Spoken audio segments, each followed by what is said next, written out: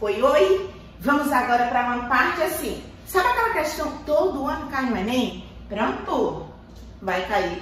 De algum ponto do que eu vou falar agora, é uma das questões do Enem. Sempre foi assim e vai continuar, tá? Às vezes cai até mais de uma. Porque muitas vezes se mistura bioma com botânica ou bioma com zoologia. Bem, segundo o IBGE, os biomas do Brasil são o bioma Amazônia, o Caatinga, o Mata Atlântica, Pampa, Cerrado e Pantanal. Esses são os biomas. Além dos biomas, a gente vai ver um pouco sobre as áreas de ecótones, onde vai ficar o sistema manguezal, certo? Começando aqui, pela Caatinga. Como é que nos veem enquanto bioma? Essa é a imagem que está no Brasil Escola da UOL, tá? É assim que nos veem. As pessoas estudam a Caatinga desse jeito. Mas eu quero dizer que nós somos assim também. Porque nós somos um domínio fitogeográfico. Nós temos áreas de mata densa também. Muitas áreas assim. Em alguns momentos do ano a gente vai ter isso, mas nós não somos só isso. Porque somos um domínio fitogeográfico. E para vocês entenderem, veja, alguns dados básicos da Caatinga.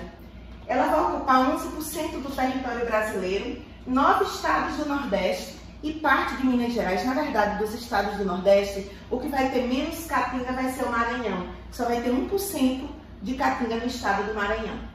A nossa temperatura média é acima de 27 graus Celsius. As chuvas vão variar de 240 até 900 milímetros cúbicos ano. O solo da Caatinga, ele é bem diverso, há 12 tipos de solos, tá? Então, ele é um solo vai ter solos que são mais ou menos férteis, vai ter solo que é salino e raso, vai ter solo que é arenoso e pobre. Então, a gente vai ter uma diversidade de solos na Caatinga, tá certo? A vegetação é xerófita. Professora, o que é ser uma vegetação xerófita? Ela está adaptada a viver em ambientes que têm mais escassez de água. E essas adaptações, a gente vai discutir todas elas, até revisando, porque muitas vezes essas questões adaptativas caem também em botânica, tá? Agora, infelizmente, galera, 70% da Caatinga já foi impactada. Quando isso aqui chegar a 75%, ela se torna um hotspot. Porque para ser hotspot, tem que ter mais de 1.500 espécies de plantas endêmicas. A Caatinga passa disso, tá certo? E tem que ter mais de 75% de impacto. Então, e 45%, veja, 70% já foi impactada pelas ações do homem e 45% já foi desmatada. Só que a recuperação da Caatinga é muito mais complexa do que o reflorestamento. O recaatingamento é muito mais complexo do que o reflorestamento de uma área de Mata Atlântica, por exemplo. Para a gente entender esta Caatinga da qual eu estou falando, é preciso a gente entender um pouco sobre como foi o processo de formação da Caatinga, o processo de savanização. Lembra que eu disse para vocês que a Caatinga é um domínio fitogeográfico porque ela tem heterogeneidade. Desde a Caatinga que tem vegetação cactácea e plantas que perdem as folhas, até os brejos de altitude e também a área de carnaubais. Quero chamar a atenção o seguinte, veja, tudo isso aqui já foi floresta tropical. A Amazônia e a Mata Atlântica, elas eram contínuas, elas eram áreas, por isso que muitas espécies vão estar aqui e aqui, a mesma espécie. Outras se diferenciaram, você vai ter o mesmo gênero, só que aqui uma espécie, aqui outra espécie, mostrando aí um processo de especiação alopátrica. O que aconteceu, gente? Veja, há 2 milhões de anos atrás, no início do Pleistoceno, formou-se a chamada diagonal de vegetação seca. O que é que está nessa diagonal de vegetação seca? Vai estar a Caatinga, o Cerrado e aqui os Chacos, tá? Como os Chacos estão aqui na Argentina e no Chile, a professora não vai se deter aos Chacos. A gente hoje vai estar falando de Caatinga e de Cerrado. E isso aqui aconteceu, tá? Aí veja bem, essa diagonal de vegetação seca, então houve uma ruptura do que era tudo área florestal. E aí? Nos últimos 30 mil anos, tá? Então, por favor, eu estou usando K, M para milhão, K para mil. É uma nomenclatura que vocês estão acostumados, né? Todo mundo quer ter não sei quantos K, não sei quantos eletrônicos. Então, nos últimos 30 mil anos, olha o que é que aconteceu. No momento de era glacial, o que era glacial? Era do gelo. Como é que eu caracterizo uma era do gelo? Ora, vai formar muito gelo nos polos, vai diminuir chuva. Então, essa área aqui, em todo momento, essa chamada diagonal de vegetação seca, em todo momento de era glacial, ela se expandia. E na era interglacial, ela vivia retração. Porque na era interglacial, atualmente a gente vive uma era interglacial. É uma era onde chove, né, nos momentos de interglacial, períodos interglaciais. Para essa era não, tá, gente? Eu usei era a mania de usar. Mas nos momentos, dentro de uma era, os momentos de glaciação, a gente tem redução de chuva nos trópicos, tá? No momento interglacial, a gente tem mais chuva nos trópicos. A gente está vivendo um momento interglacial. Então, no momento interglacial, ele favorece, só não está acontecendo isso de forma plena, porque o desmatamento, a ação do homem é grande, que já destruiu muito disso aqui. Mas se não existisse a ação do homem desmatando, a gente estava, tanto a Mata Atlântica quanto a Floresta Amazônica, elas estariam, tá, vivendo expansão, e aqui a diagonal seca, a área de Caatinga e de Cerrado estaria tendo retração. Obviamente, com a ação humana, isso não está acontecendo hoje, na atualidade, como aconteceu ao longo de 30 mil anos. Processos de expansão e retração.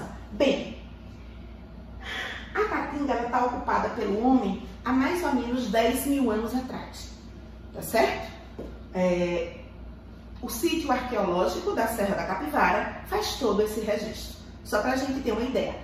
Então, quer dizer, Meriane, que os brejos de altitude que tem na Caatinga é porque ele manteve Mata Atlântica, porque um dia ele já foi Mata Atlântica. Exatamente, né? Na aula anterior a gente falava que a Caatinga é um domínio fitogeográfico porque ela tem a Caatinga stricto sensu, ou seja, aquela Caatinga mais conhecida de vegetação caducifólia, que perde folhas, tá certo? E de cactos, que nem tem folhas, por um processo de adaptabilidade, tá? E, além disso, tinha os brejos de altitude e as vegetações de carnaubais. E aí eu chamei a atenção que o brejo de altitude ele era muito parecido com a Mata Atlântica. Mostrei fotos da Serra Negra de Floresta, na aula anterior, que vocês acabaram de assistir. Aí agora eu estou mostrando para vocês por que é que ficaram os brejos de altitude. Porque naqueles lugares manteve-se a área de floresta, né, de Mata Atlântica e de Floresta Amazônica que existia. Não sofreu a ação da diagonal de vegetação seca, que formou o Cerrado do jeito que nós conhecemos e a Caatinga. Atenção, tanto Caatinga quanto o Cerrado são domínios fitogeográficos. E a gente chama de bioma por uma questão de simplificação e de valorização do espaço a nível midiático. Quero agora chamar a atenção que, quando aqui perdeu vegetação, isso interferiu muito no clima. Porque as árvores são muito importantes para se ter chuva. Quero observar com vocês o que eu vou partilhar agora. Antigamente, atenção, a visão era assim, tá? Olha qual era a visão. Antigamente se dissesse qual é a relação entre vegetação e clima, a resposta antiga, errada, que não é mais, era dizer: ali tem floresta porque chove. Hoje, a resposta mudou. Ali chove porque tem floresta. Então, veja, Quando aqui foi perdendo área florestal, foi reduzindo a precipitação. A precipitação da Caatinga e do Cerrado é menor do que a precipitação que tem na floresta amazônica e na Mata Atlântica. E veja, a resposta é: ali chove, aqui chove muito, porque tem árvores. Significa que desmatamento, eu estou trabalhando já impacto ambiental, perceba que desmatamento reduz precipitação. Isso é uma sequela grave dos desmatamentos em massa que o planeta vive, o planeta já viveu, e isso vai interferir nas próximas aulas. A gente vai estudar os biociclos, inclusive na nossa próxima aula a gente vê o ciclo da água, tá? E aí, pessoal, Meriane, mas por que ali chove? Porque tem floresta. Veja, as áreas florestais, elas transpiram trilhões de litros de água por ano. E aí, o que é que acontece? Quando chove, as árvores, o seu sistema radicular ajuda a infiltrar água no solo e ajuda a bombear pouco a pouco essa água para a atmosfera. Além disso, aprenda isso, eu já expliquei, vou explicar de novo. Planta, tem lá na aula presencial, planta libera terpeno, lipídio terpenoide. E o que é isso, professora? Os lipídios terpenoides e as algas liberam dimetilsulfeto, DMS. Tudo isso, os terpenoides das plantas, os lipídios terpenoides, além do dimetilsulfeto que é liberado pelas algas, tudo isso a nível de atmosfera funciona como núcleo de condensação. O que é isso, Meriane, o núcleo de condensação? É algo mais ou menos assim. Faz de conta que aqui, não é? Eu tenho um terpenoide, aqui eu tenho água, aí ele agrega vapor de água. Aí aqui eu tenho água, aí ele agrega vapor de água. Ou seja, vai agregando vapor de água. Isso forma nuvem, e a nuvem pesa. E quando a nuvem pesa, consequentemente, tá? Ocorrem as condições necessárias à chuva. Então, não esqueça, tá? Não esqueça. A água que está infiltrada no solo são as plantas que retiram e vão jogando na atmosfera, além de liberar terpenoide. É por isso que ali chove, porque tem floresta. Então, a redução, como aqui as florestas foram modificadas, passaram a ter uma vegetação de Caatinga e de Cerrado, e não a vegetação florestal típica da Amazônia e da Mata Atlântica, houve aqui a chamada diagonal seca, uma redução dos processos de precipitação. Porém, as plantas dessa área estão muito bem adaptadas a viver com essa redução, porque isso é um processo evolutivo. O problema é o desmatamento de Mata Atlântica, de Caatinga, de Cerrado e Floresta Amazônica. O problema é sair desmatando tudo, porque todas elas estão adaptadas às condições climáticas que aqui estão. Então, voltando aqui, né, eu quero chamar a atenção sobre Caatinga. Né? A gente tem, mais ou menos de outubro a março, época de chuva. De maio a setembro, época de seca. Tá? Então, a gente vai ter uma alternância. E esses meses aqui, gente, eles vão alternar entre áreas diferentes da Caatinga, tá certo? Caatinga vem do Tupi-Guarani, que quer dizer Mata Branca. Mas do jeito que ela tem vegetação assim, ela tem vegetação assim, e atenção, é a quarta maior biodiversidade do Brasil. A maior biodiversidade do Brasil é floresta amazônica, Mata Atlântica, tá certo? Que são as duas maiores do Brasil e as duas maiores do mundo. O terceiro lugar é Cerrado e o quarto lugar é Caatinga. Caatinga tem mais biodiversidade do que o Pantanal, aprenda isso. E o Pantanal sai na televisão e o povo vai para lá. Miri, e por que a gente não valoriza a biodiversidade da Caatinga? Isso, porque a gente não valoriza. É uma questão de valor, porque biodiversidade tem.